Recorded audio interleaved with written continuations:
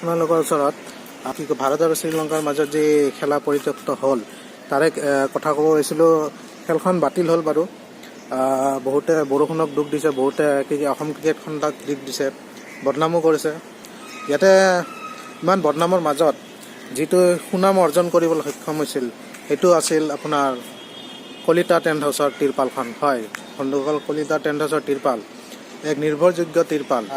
বাধা দিয়াৰ কাৰণে, বৰষুণৰ পানী বাধা দিয়াৰ কাৰণে যি এইখন তিৰপাল ব্যৱহাৰ কৰিছিল, সেই তিৰপালখনে নিশ্চয় সুনাম অৰ্জন কৰিবলৈ সক্ষম হৈছে। সকলো সংবাদ মাধ্যমত হওক আৰু বিভিন্ন বাতৰি শিৰোনামে হওক দখল কৰিবলৈ সক্ষম হৈছে এই কলিতা টেণ্ট হাউচৰ তিৰপালখন। হয় বন্ধুসকল, কলিতা টেণ্ট হাউচৰ তিৰপাল। তাৰ কাৰণে আপুনি ডাইৰেক্টলি ক্ৰয় যদি আপুনি কৰিব খোজে, কিনিব খোজে, তেনেহ'লে আপুনি তাৰ কাৰণে খবৰ কৰিব পাৰে ডাইৰেক্ট অসম ক্ৰিকেট সন্থাৰ ওচৰত। হয়, অসম ক্ৰিকেট সন্থাই এই তিৰপালখন বিক্ৰী কৰাৰ সকলো ব্যৱস্থা ইতিমধ্যে গ্ৰহণ কৰিছে। কাৰণ তেওঁলোকৰ মতে এই তিৰপালখন যি ব্যৱহাৰ কৰা হৈছিল সেইখন এখন নিৰ্ভৰযোগ্য তিৰপাল আছিল। কিন্তু দুৰ্ভাগ্যবশতঃ তেওঁলোকৰে কপাল ফুটা নে অসমৰ কি কয় যি দৰ্শক আছিল তেওঁলোকৰে কপাল ফুটা আছিল।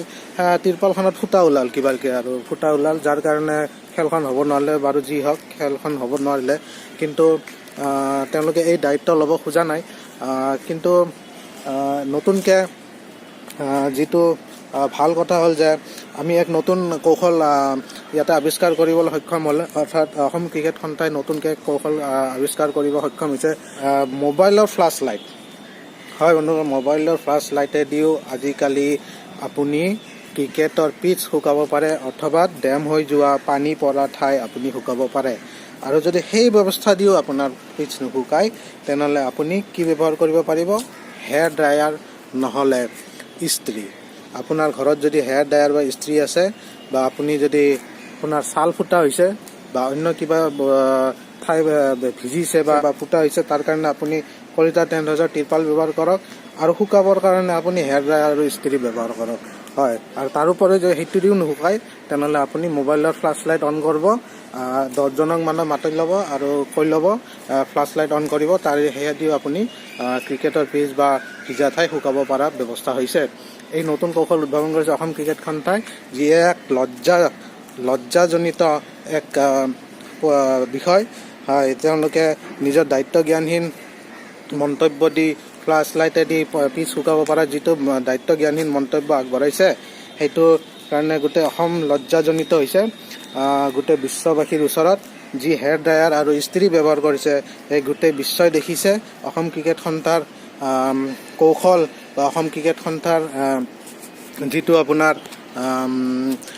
পিচ শুকোৱাৰ ব্যৱস্থা গোটেই বিশ্বই দেখা পাইছে। লজ্জাজনিত। কোটি কোটি টকা অসম ক্ৰিকেট সন্থাই BCCI দিয়ে, কিন্তু কোটি টকা মাৰি এই টেণ্ট হাউচৰ এই তিৰপাল ব্যৱহাৰ কৰি গোটেই অসমখনক লজ্জাজনিত কৰিছে। তাৰ কাৰণে গোটেই অসম লজ্জাজনিত হৈছে। গতিকে আপুনি নিজে চিন্তা কৰক, আমি কি ধৰণৰ তিৰপাল আৰু কি ধৰণৰ ব্যৱস্থা কৰিব লাগে। অসম ক্ৰিকেট সন্থাই ইমান কোটি টকা খৰচ কৰাৰ পিছতো তেওঁলোকে কিয় এক ভাল তিৰপাল বা ভাল এক ব্যৱস্থা নকৰিলে? ইমান দিন আগতে চিডিউল দিয়া হৈছিল, ব্যৱস্থা কৰা হৈছিল যে ইয়াতে এখন খেল হ'ব, কিবা হ'ব, কিন্তু তেওঁলোকে এই ব্যৱস্থা কিয় গ্ৰহণ নকৰিলে? সেইটো এটা ডাঙৰ প্ৰশ্নবোধক চিহ্ন।